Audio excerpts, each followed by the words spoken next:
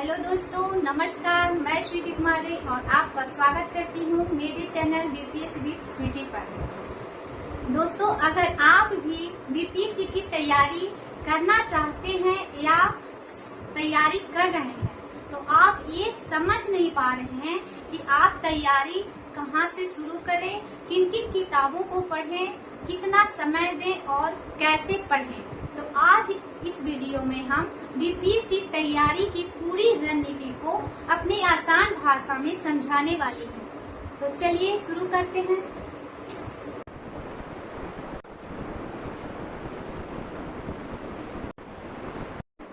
BPSC तैयारी की पूरी रणनीति इन्हीं मुख्य बिंदुओं पर आधारित है और हम सभी को एक एक करके समझते हैं। सबसे पहला कदम है कि सिलेबस को समझना।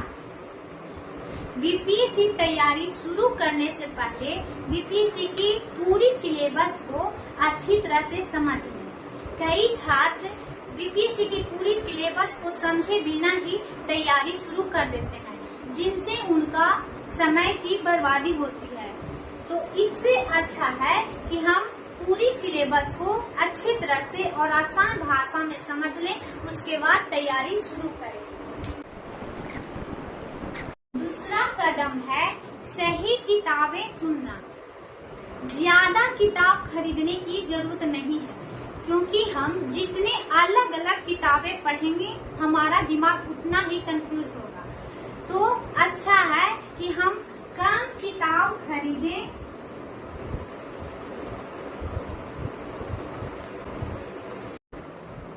आपके पास जो भी किताबें हैं उसी को आप बार बार पढ़ें, उसको लगातार रिवीजन करते रहें, ताकि आप जो भी पढ़े हैं आप नहीं भूलें।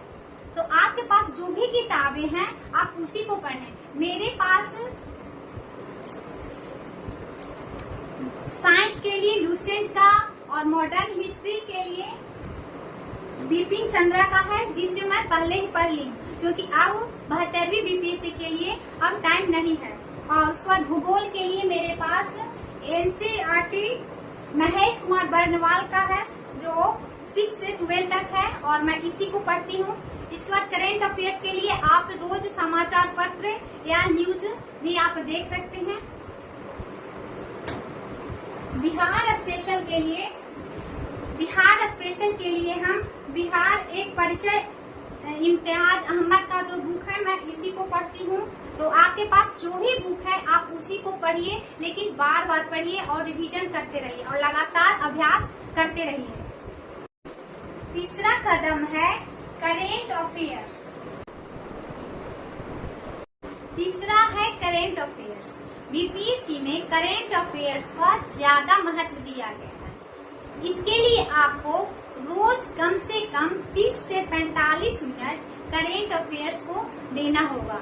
इसके लिए आप कोई भी अखबार जो आपके पास रोज आता हो आप उसे पढ़ें, आप न्यूज देखें, आपका करेंट अफेयर्स तैयार हो जाएगा। और उसके कुछ मुख्य बिंदुओं को आप नोटबुक बना लें और परीक्षा के पहले आप उसका रिवीजन करें। चौथा है नोट्स बनाना।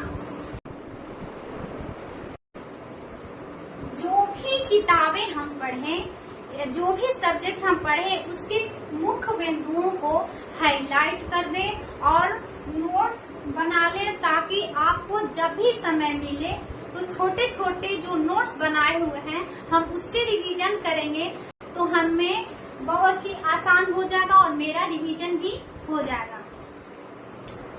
पांचवा कदम है नियमित रिवीजन करना। सिर्फ पढ़ने से काम नहीं चलता, हम जो भी पढ़ते हैं उसे दोहराना जरूरी है। अगर रिवीजन नहीं करेंगे तो पढ़ा हुआ भूल जाएंगे। तो सबसे ज्यादा जरूरी है कि हम पढ़े हुए फैक्ट को ज्यादा से ज्यादा दोहराएं, ताकि हमारे दिमाग में वो छप जाए और हमें याद रहे। तो हम सबसे पहले पढ़ेंगे, उसके बाद उसका रिवीजन करेंगे और उसके बाद फिर हम उसी का प्रैक्टिस करेंगे। तो हमारे दिमाग में ये चीजें एक याद हो जाएंगी और परीक्षा में हमें लिखने में आसान होगी। छठा कदम है MCQ का प्रैक्टिस करना। रोज कम से कम 25 से 50 प्रश्न हमें प्रैक्टिस करना है, जिससे हमारी तैयारी की गति और सटीकता दोनों बढ़ेगी।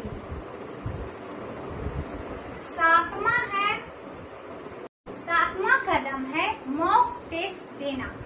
सप्ताह में एक बार मॉक टेस्ट देना जरूरी है, जिससे हमारी कमजोरियों का पता चलता है और समय प्रबंधन भी बेहतर होता है। मैं अपने अनुसार डेली स्टडी प्लान की हूँ, जिसमें हम करेंट अफेयर्स को 30 मिनट, GS पेपर को 4 घंटे और MCQ प्रैक्टिस को 1 घंटे, रिवीजन का 1 घंटा। तो अगर आप भी इसी तरह स्टडी प्लान को फॉलो करेंगे तो आपकी भी तैयारी अच्छी हो जाएगी। हाउस वाइफ हो या वर्किंग, अगर आप पूरे दिन पढ़ाई नहीं कर सकते हैं तो कोई बात नहीं। अगर आप दिन में कम से कम 3 से 4 घंटे की नियमित पढ़ाई भी आपको सफलता के करीब ले जा सकती है। तो सबसे ज्यादा महत्वपूर्ण बात है कि पढ़ाई लगातार होनी चाहिए।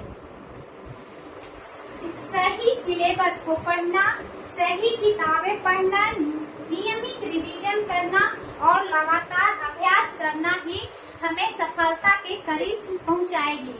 तो अगर आपको यह वीडियो अच्छा लगा हो तो मेरे चैनल को सब्सक्राइब करें, शेयर करें और लाइक करें। वीडियो में हम हिस्ट्री के कुछ महत्वपूर्ण टॉपिक्स पर चर्चा करेंगे। तब तक के लिए धन्यवाद।